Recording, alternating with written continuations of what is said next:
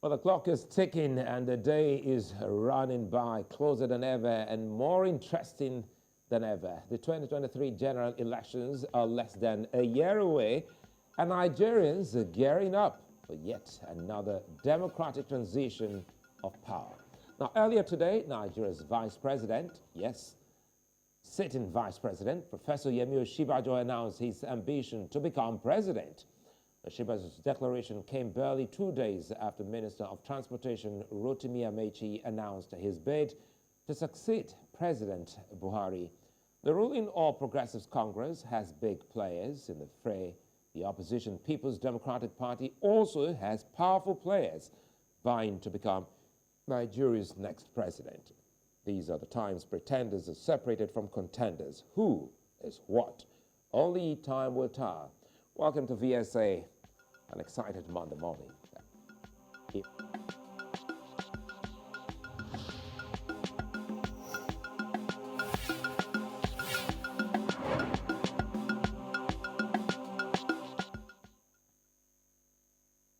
Well, did I just say morning? But anyway, well, I'm Sulaiman. And of course, after 7 years of the administration of President Buhari, the country has found itself in a state of unloved by many. Security upheavals, economic challenges, and the issue of identity have been the biggest problems encountered in the administration so far. As Nigerians look forward to a favorable change of guard, many names across political divides have come up.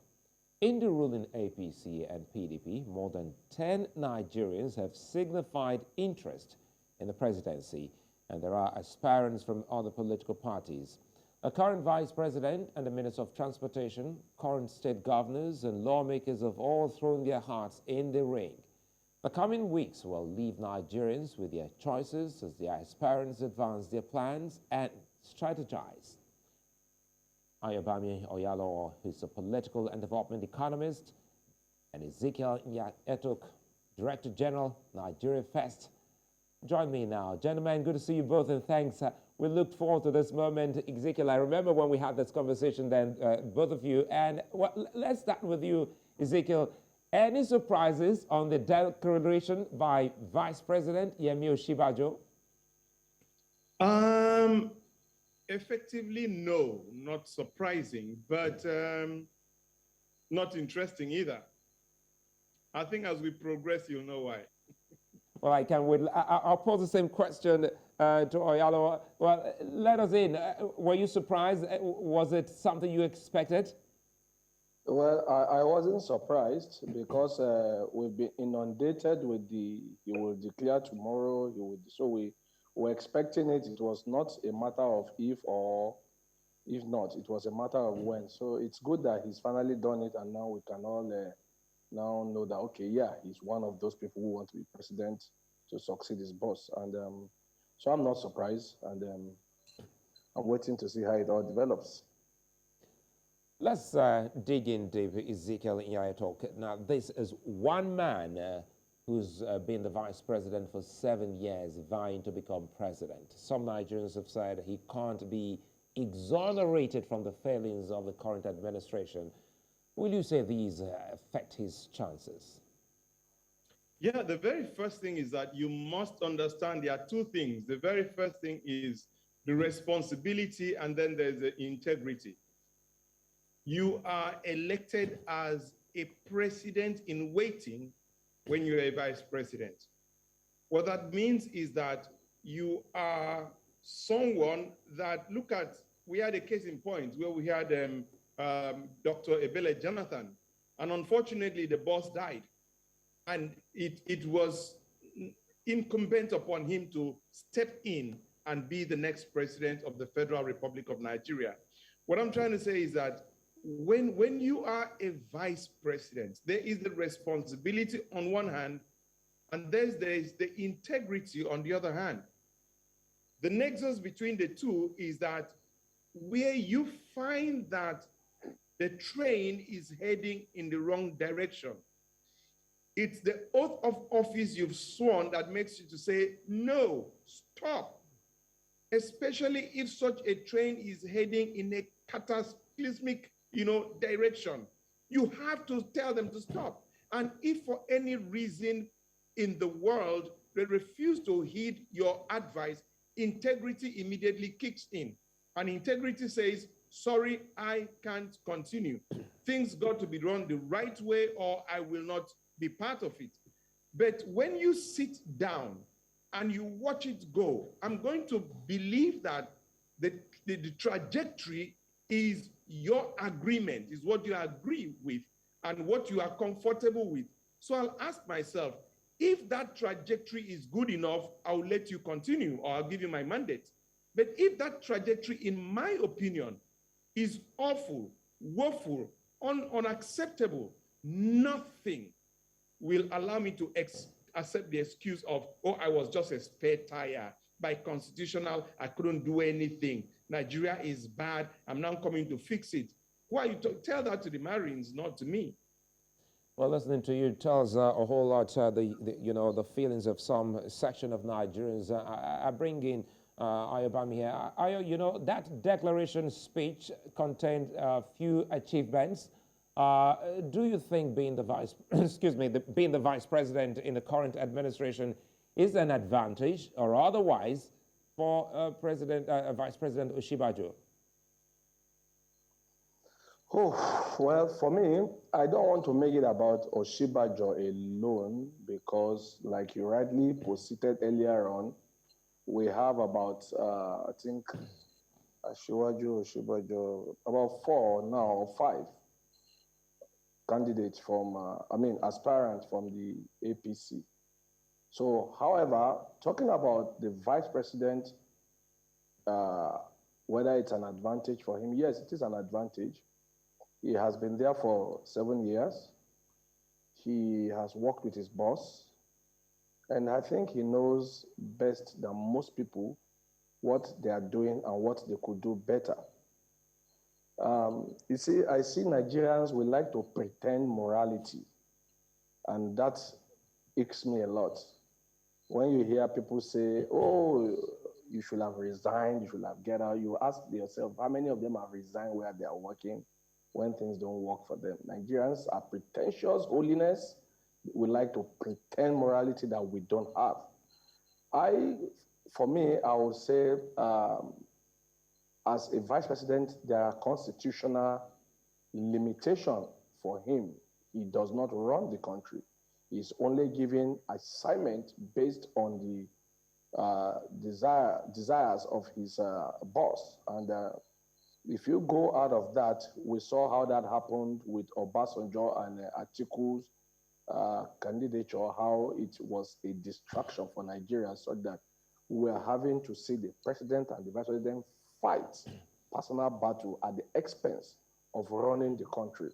Rather than the vice president resigning, he chose to go to court and fight his boss to the end. So, and nobody saw anything wrong with that. So for people to come around and start saying Osinbajo should have resigned, I find that preposterous. I find it unnecessarily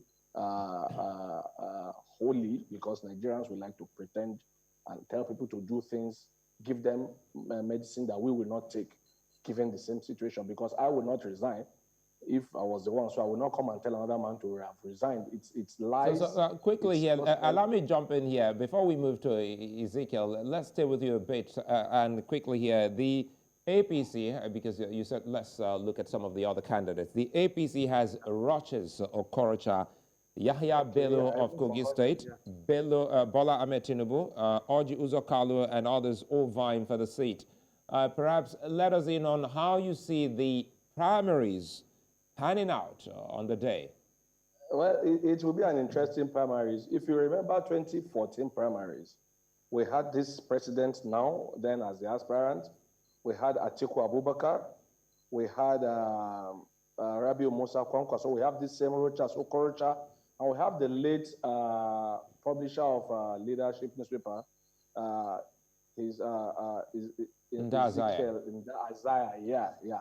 We had 5 of them there. So it's going to be an interesting race.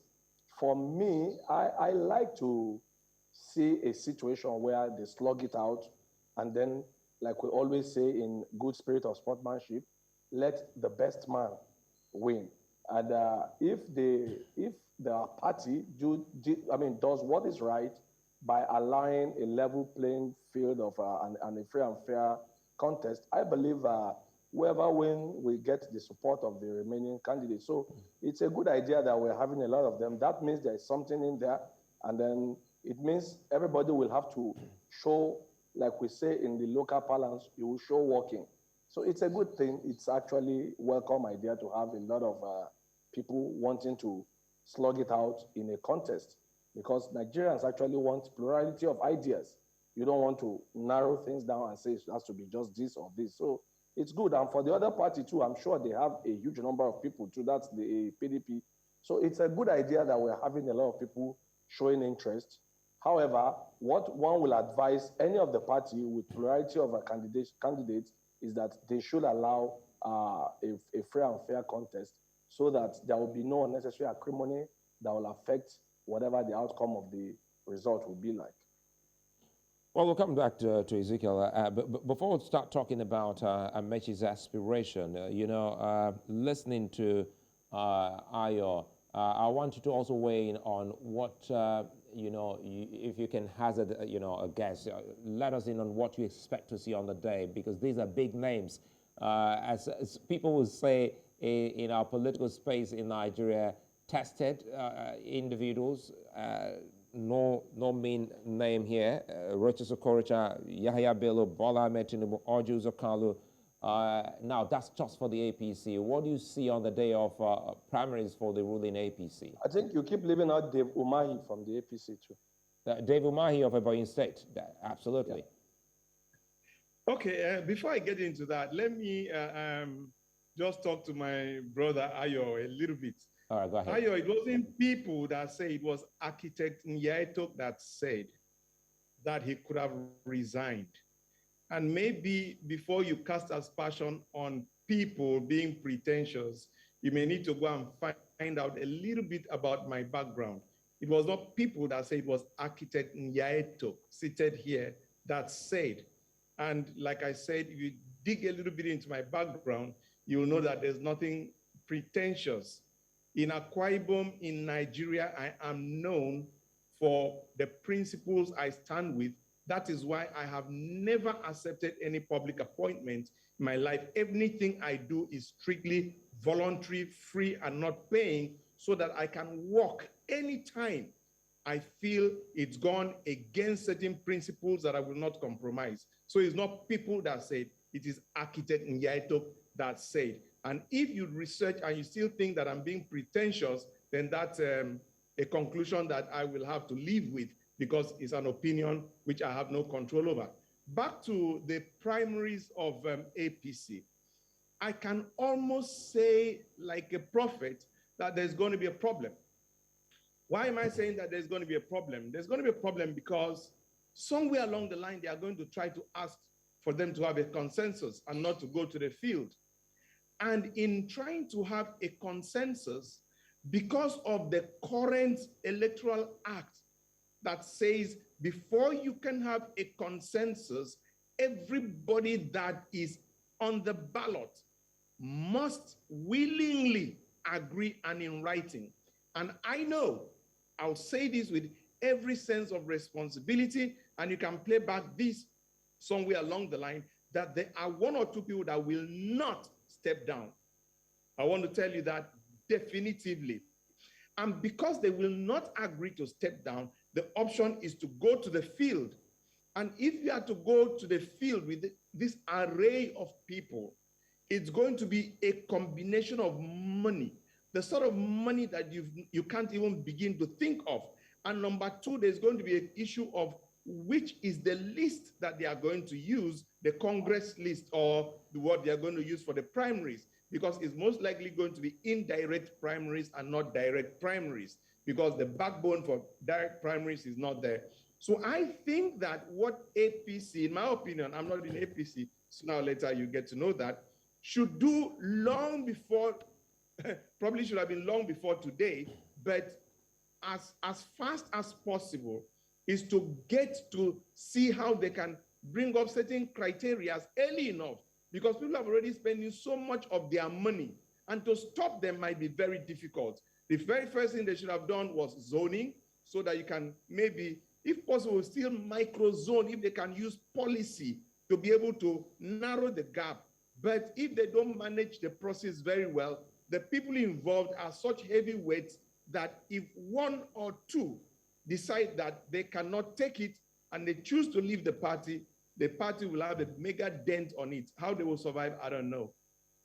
So quickly on the issue of the transportation minister, which is my other question before I go to Ayo. Amaechi's aspiration has come as a surprise to some Nigerians. You also let us in if you belong to that group. What chance does he stand considering his geopolitical leaning? Two things. Amaechi is a smart person and somebody for whom I have great respect. And he's also a strategist of some sort, which is why he has succeeded in APC to the extent that he has. To that extent, I believe that he's getting into the race is a very well calculated strategy. As to what he intends to achieve, I cannot exactly say. But I think that the man Amaechi should be managed very, very, very carefully by APC and not underestimated at all for any reason whatsoever. As concerning his chances, politics is about strategy. All he needs is to pull one very fast game somewhere and the momentum could be heading in his direction. And also, he could carve out a constituency for possible negotiation, which might not be personal negotiation, but constituency negotiation. I see him getting into the game strictly for very strategic reasons. And Ayo, you know, we're trying to look at some of these people because none of them are newbies. They've been there for long. And is that an advantage that these people interested in the presidency are people who have been in government? Then perhaps they have the benefit of correcting their errors, if any. Well, I think if we cast our mind back to Donald Trump of the United States, just the immediate past president, you realize it's always a risk bringing someone from outside in there. You might call them all manner of names. You might say all manner of things against people who've been in government, but bringing in an outsider is always a bigger risk because there are protocols, there are norms, there are conventions, there are practices that are supposed to be followed, that has been put in place, even though they may not be written. But when you bring in a complete newbie, a complete outsider, who might need a lot of time to stabilize and who comes with all manner of idiosyncrasies, you could get a bit techie. So I think it's an advantage to have people who have been in the system, who understand the workings of the system, and who, from the benefit of wanting to come in to now sit on the saddle, have been able to see where there are weaknesses, where there are lapses, where there are corrections and errors to be fixed. So it's an advantage, honestly, especially if it is for the seat of the presidency. So you could do a trial and error as a councillor, as a chairman, or some other smaller places. But when it comes to the presidency, you honestly don't want to give someone who wants to come and learn on the job such a huge task, especially for a country as diverse and as multifaceted like Nigeria. Well, now you're talking about a diverse country like Nigeria. Just to stay with your bait, are you convinced that some of these, Nya-Etok, you want to say something on that quickly? I'll let you, and I'll come back to Ayo. Yes. Going by what my brother Ayo has said, I think the most qualified person in the Federal Republic of Nigeria today is Dr. Goodluck Jonathan. Because he wasn't just a vice president, he was a president.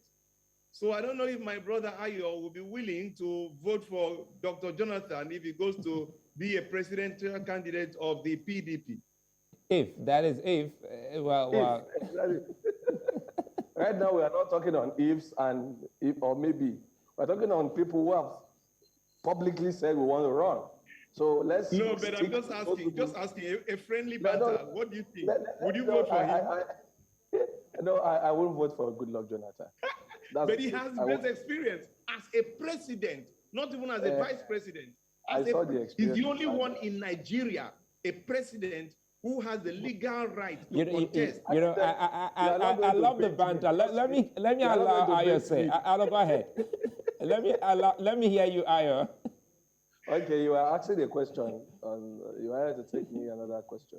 Yes, I was asking a question. I actually wanted us to look at some of the key things now. We're talking about experience. Away from experience, quickly here. Are you convinced that some of these people are capable of helping Nigeria move forward? Now, it's bringing us to the key issues that Nigerians are talking about: issues of security, issues of economy, even in deepening our democracy. Have you been able to smell anyone out who can actually help Nigeria forward? I must be very honest. I don't want to call any name right now because I don't want to look like I'm supporting anyone. Good. But see, what I've come to understand as a political economist, study the theory of political economy in the past, you realize that why we are where we are today as Africans is simply because some people plan to keep us here. What we have yet to discover or find out or get is leaders who actually will build from the grassroots, build Nigeria in a way that we have to move away from the West. You look at the most successful countries today, you look at the Japan, the China, and even Russia. These are countries that were never colonized by the West. You see, I don't want to go into the deep theory of colonialism, neo-colonialism, imperialism, and all whatnot. But what we need right now is a man or a woman who will, yes, be very friendly with the West to a large extent, but be independently minded enough to take certain steps that are clearly designed to push Nigeria forward and be able to make friends across both the West and the East. We need to be able to align both, because looking at the West, they have colonized us, they have been our imperial masters, they've done this, but really they've really not moved us forward, because the whole plan is for us to continue to be the bastion of raw materials to produce for their own industry. We must be able to move away from that. So I believe a man with experience, a man with the necessary skill and the heart to say, look, I'll be friendly with the West, but I will not pander to them. You see, Zelensky was unfortunately unfortunately allowed himself to be played by being like a puppet. You must be able to stand on your own. Now, everybody who promised to help him have left him. He's on his own. So clearly, we must have a leader who will know where to draw the line, especially when it comes to economy and security, because most of the insecurity you see today are sponsored internationally. And the whole idea is to keep you perpetually unstable so that your materials, your raw materials, everything that you have that you might think it's a strength for you can always be gotten. You can see videos all over the place of Congos and other places where very funny planes land in bushes, in forests to pick things and go away. So clearly you will think this insecurity is just, oh, we have problems, but we don't just have problems. We have problems that are sponsored. So we need a man who, or a woman, because I don't want to, but unfortunately we've not seen any serious female aspirant yet among all the heavyweights, but you know what I'm talking about. So we need someone who will know where to draw the line from being friendly and being a puppet to either side, either the West or the East. You should have a system of it's something, Ayo, it's something, no doubt we'll dig in deep when we come on the other side of the program. But for now, first, let's quickly look at the biggest opposition party in Nigeria, the People's Democratic Party, which we are yet to touch on. The PDP has, again, major players already vying for that position. You have a former Senate president who was also a governor before, talking about Dr. Bukola Saraki. You also have former Vice President Atiku Abubakar. Nyesom Wike is already there in the ring. That's my man. I'll let you come in to tell us your take on all of that. But first, I'm taking this to Ezekiel. What do you expect from the PDP primaries? I will answer that question on one condition, that this is going to be a 3-horse race. There's going to be PDP, there's going to be APC, and there's going to be the third force. You still think there's a third force coming? Lord have mercy. Of course there is. You see, we get fixated on certain things, and the Bible talks of the sons of Issachar that could discern this. I wish that flag of PDP could leave while I talk. That could discern, thank you, the signs of the times. Hey, you're now turning to, you're bullying my producers. His family. You're bullying my producers. We're on the village square, you know. We're on the village No, go ahead. That's the difference between Village Square and any other show. So it's okay, but I have to let you know you just bullied my producer. That's why I like this program. It's a village square. You see, this architect man is a bully. He bullied the producer. Yeah, he's a bully. All right, okay, let's hear you then. Please look for ADC, producer at ADC, and put the day that we read and understand the current electoral act, we'll start to think differently. Do you know that? Let me shock you. Do you know that if God does not help us and Naira Marley gets to a tiny party and declares that he's running for the presidency of Nigeria, you'll be shocked that 20 million youths will go and register and get ready to vote. Mr. President Buhari won with 15 million votes.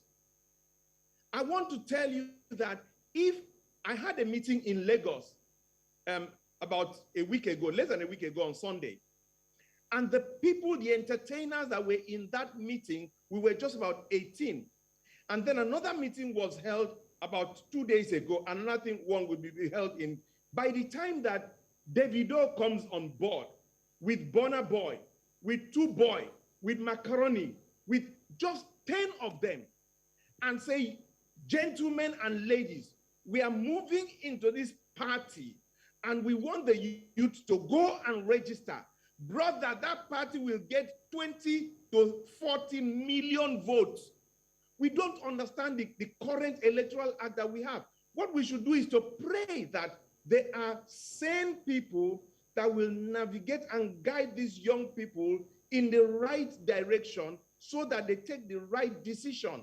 All this one of APC, PDP, APC and PDP combined, they only had less than 30 million votes.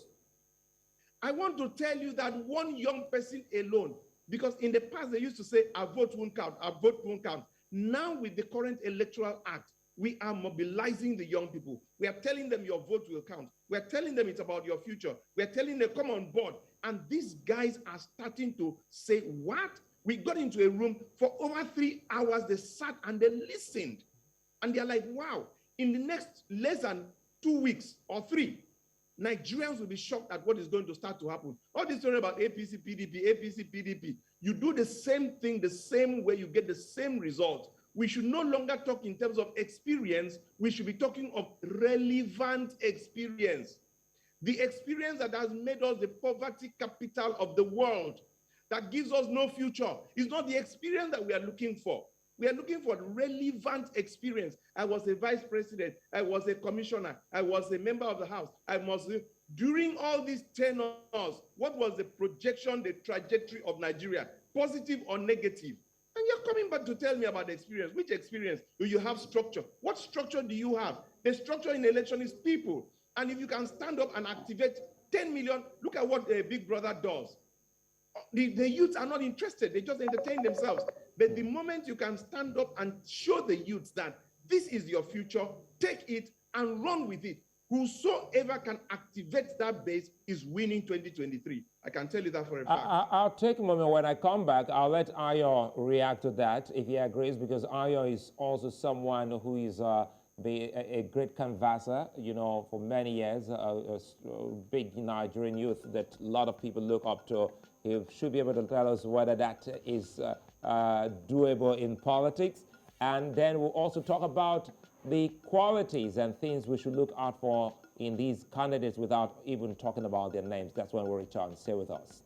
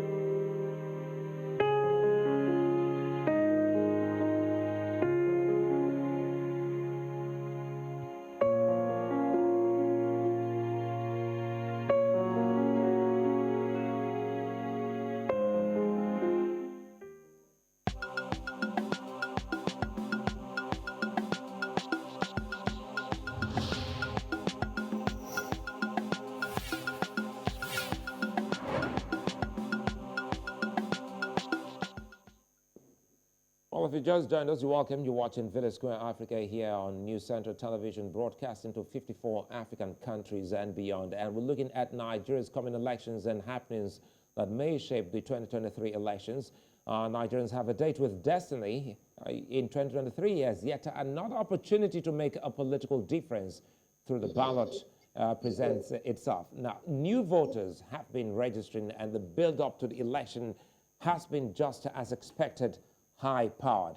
Other than the presidency, Nigerians have important political choices to make in 2023. All the faces are beginning to emerge.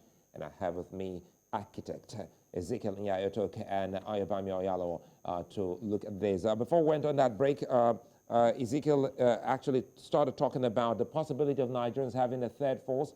And if you look at the time, it's already ticking. And for some other analysts, they think it's almost impossible for us to have a third force.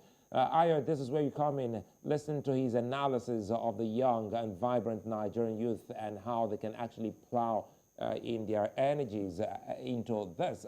How significant will that be in the coming elections, Ayo? I love my brother Ezekiel's passion for the third force, but it makes me laugh. And I'll tell you why I always think this third force thing is a joke. You see, I keep telling the young people that if we are going to be relevant, we're not going to start from the presidency. This is the truth.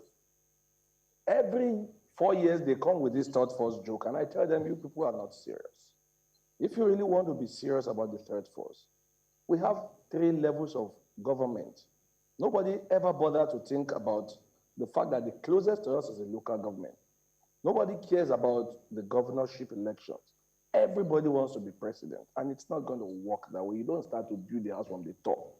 So if we want to have this third force thing, like they keep saying, I've told the young people, either you create a party, which I don't know how feasible that is, or in large numbers, go to the 2 existing parties. It is number game. It's a number game. Take over from the ward level to the local government level. So the larger number of young people that come in, the better. But you see, we also have another challenge with this young population that we keep touting. You see, what kind of young people are we talking about? If you remember what happened when the NSAS thing, after the aftermath of the NSAS, suddenly money donated became an issue. We keep hearing all manner of stories. So you begin to worry, you begin to ask yourself, is our problem age or just how we are as a people? The same young people that are fighting against something, the same young people have been accused of stealing millions from donation. Till today, there's been no explanation. So I begin to worry. So for me, it's really not about age. It's not about young people. It's about us as a people. It's about, even if we have serious young minds that are serious, let us populate the system. Either you create a party that works, or you take over the existing party in your numbers, because clearly, young people form over 60% of the population. No doubt about that. I give that to Nya-Etok. He's right about their numbers. The number is huge. But how understanding are these young people to know that being the president is not even what will change your life most? The local government chairman, that councillor, are more relevant to changing our lives. You see, we have the state houses of assembly. Nobody thinks about all this. We have the House of Reps. Nobody think about this. We even have the Senate, where that place they have turned into a retirement home of all the governors, whether corrupt or non-corrupt. So we are not looking at all these areas. Everybody wants to be president. But the truth is the president has very minimal role to play when it comes to truly changing our lives. And I'll give you an example. When we had issue with this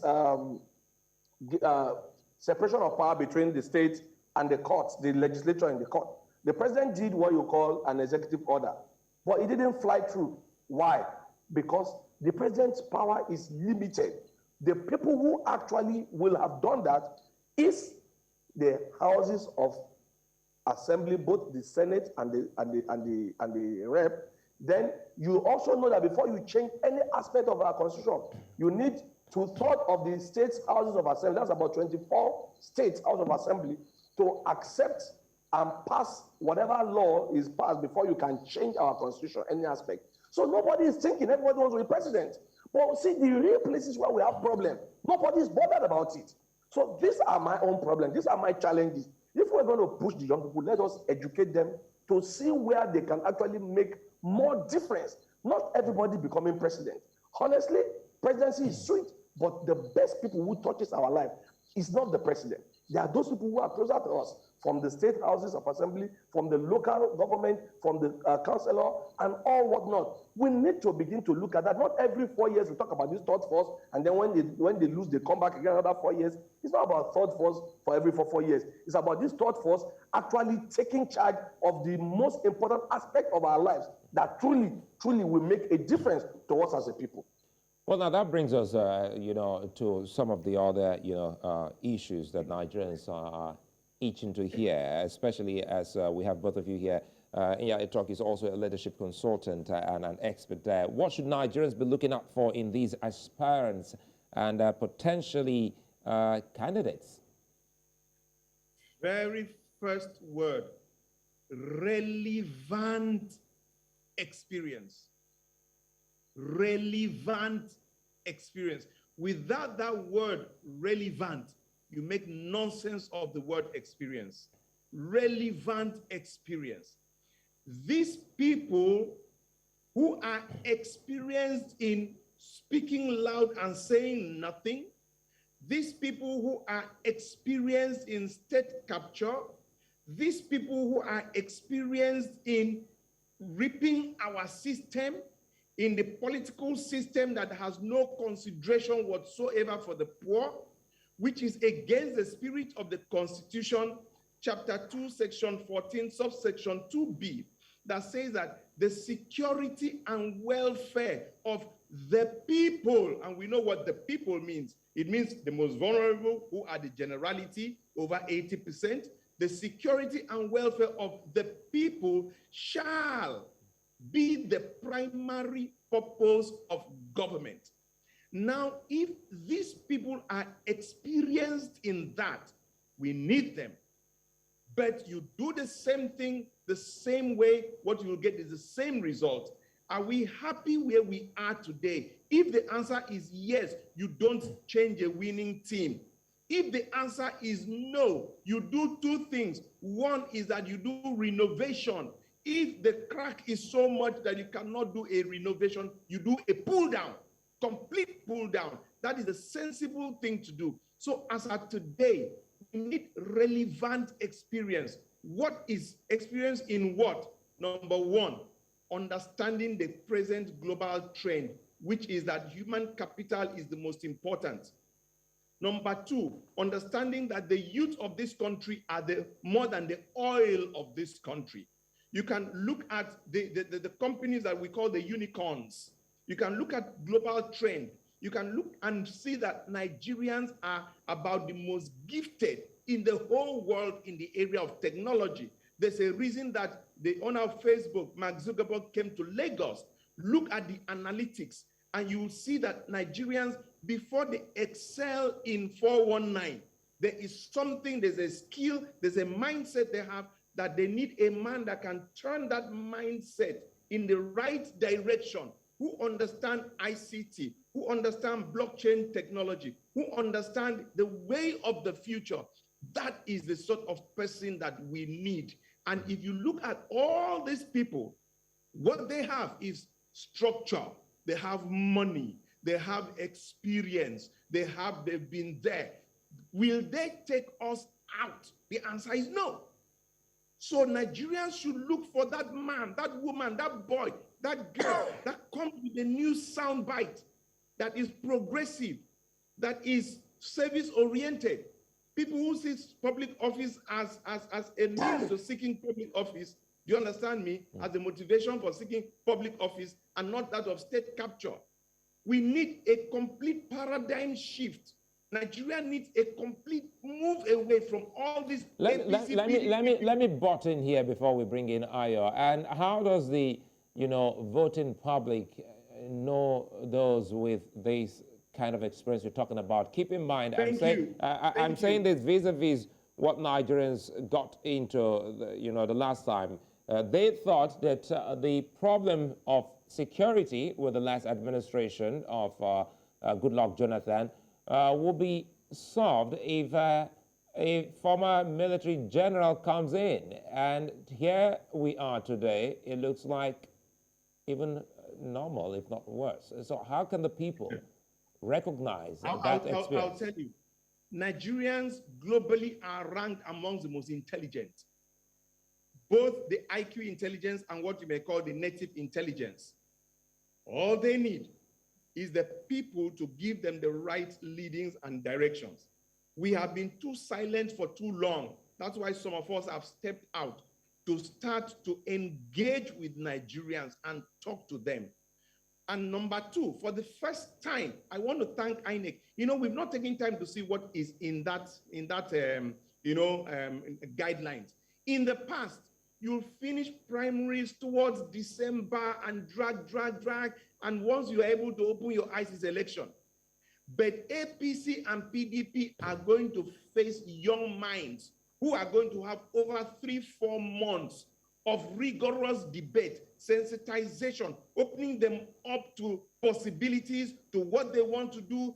For the first time, there's going to be public engagement at the highest level, because around July or so, you've gotten the candidates. They've got to contend September, October, November, December, January.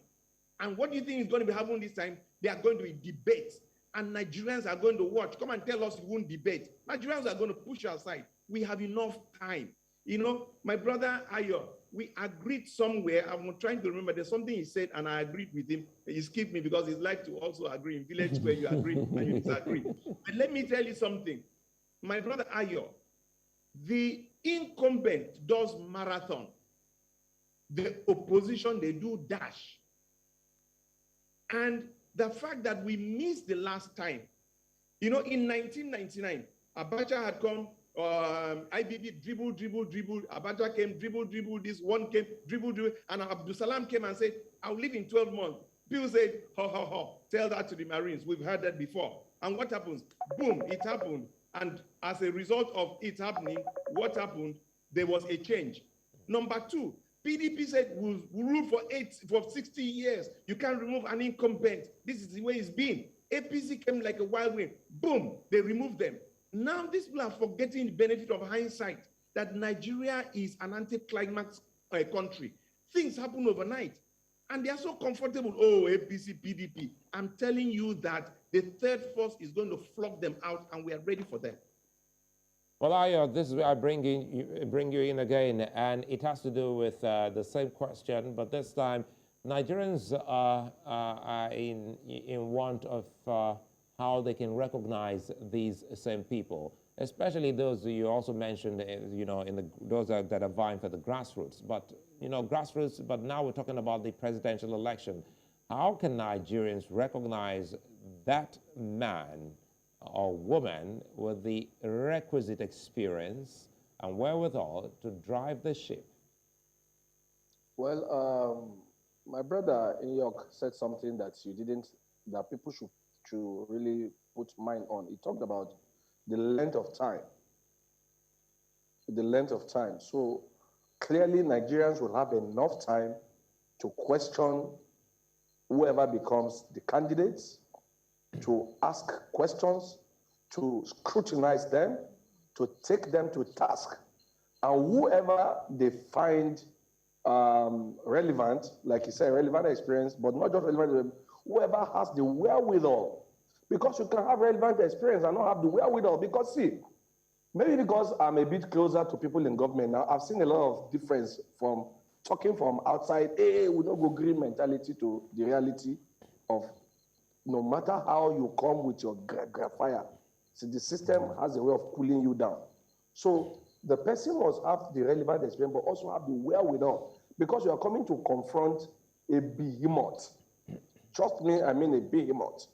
The system has been there so long, and you are coming with your radical idea, and then look at you. Is this one crazy? This is how we've been doing our thing. And you're going to fight a lot of battle. See, you must know how you will confront the judiciary, because right now we have a huge problem in that sector. I mean, how can a man that was hiding $9 million with other foreign currency, be discharged and acquitted in the guise that it could have been a gift. And I'm still worried till today because I started my career as a banker, and I know that even as a banker then, I think, I can't remember the figure now, but it's such a very small figure that if it's beyond that figure as a gift, you must declare it to the authority. So that is your branch manager. If it's a branch manager, he must declare to his regional manager. If it's regional manager, he must declare to his divisional. If it's a divisional, he must declare to the MD. So, but if a man can keep such huge amount and the court will say, oh, go and keep your money, it was a gift, then you know that we have serious problem with our judiciary. So you see, you are coming for a lot of reform. Then you come into the civil service. Oh my God, that's another area. You want to deal with people who have been, I'm trying to put it in English because it's a Yoruba adage that a dry fish is very difficult to bend, or how do you put it? These guys have been so used to doing things in a certain way, very, very crooked way, and then you want to come in and change it, you'll fight a lot of battles. And then you must understand that in some of these areas, you need to pass relevant laws. And those laws will first pass through the two major assembly, the Senate and the House of Rep, before you now begin to look for 24 houses in 24 states to pass it. So we're talking about, and by the time you start doing all these things, you will be frustrated along the way. So these are challenges. So I hope in the course of scrutinizing, whoever is coming in must have a blueprint of how he's going to fix this problem. You see, it's easy to look at it and say, I'm going to do this, or I will finish the security problem in one day. Economy, I will solve it in 24 hours, or everything. We want to see how. Like I said earlier on, we have a local parlance that says, you must show working. Show working is that you must tell us exactly step by step how these things will be done. Insecurity, I'm sorry, I'm not saying it from the way many of you are saying it. You can shout insecurity from now till tomorrow, but if you don't deal with the root cause, which is uncontrolled population that is irrelevant to modern day development, if you don't deal with some of these underlying issues, we will keep lying to ourselves. Because if you don't have, let me not even go into that area, but security is easily to use to fight anybody. But when the real root cause is not dealt with by the people who are in charge, the religious leader, the traditional rulers, and even the traditional people, if we're not telling ourselves the truth, now look, everybody must have a certain number of children that you can take care of. You can't have more than this. And you can't have children and throw them on the streets and then expect them to be normal human beings in the future. I went out of my street this evening and I see a huge number of them. One very funny politician on my area, on my street, had a way of bringing people to come, and he said, when they've committed crime, they want to make penance to God. So they bring poor people in their guides, and they're bringing them to give them food to break fast. But you see, the kind of people I saw earlier today, I was actually afraid when I came out of my house. Now, these are the root cause. When you have a huge number of people who are very poor, who were not trained, they didn't go to school, they didn't learn any trade, they are just there.